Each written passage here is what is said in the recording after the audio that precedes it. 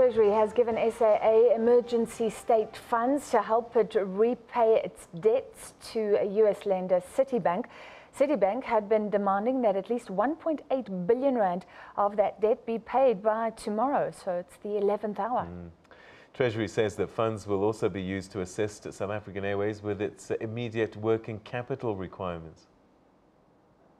Treasury says given the nature of the problems at SAA, dipping into the National Revenue Fund was a measure of last resort.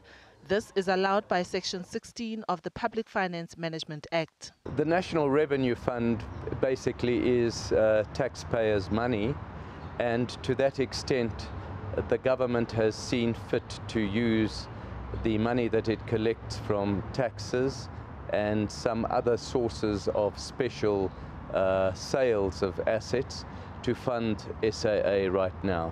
A default by the airline would have triggered a call on the guarantee exposure totaling 16.4 billion rand. This would have possibly resulted in elevated perceptions of risk related to the rest of SAA's guaranteed debt. SAA, as we know of the challenges that have been there in the last few years, was not able to meet its obligations, was not able to actually be profitable as a business. As a result, these lenders then call on their guarantees and say, we are not rolling, we want to be paid money that's due to us. And that's what we've done on two occasions. On the 30th of June, when we paid Standard Chartered their money, 2.2 billion, and we will be doing the same with Citi today in terms of the arrangement that we have with them in part payment of the 1.8 billion that we owe to them.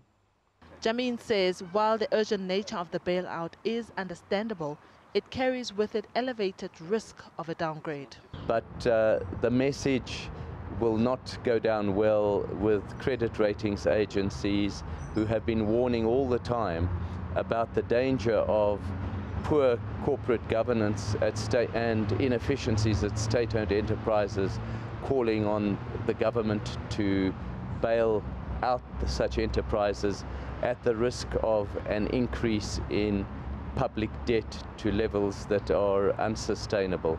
National Treasury says its medium-term budget statement next month will shed light on the impact of the 3 billion rand bailout on government finances.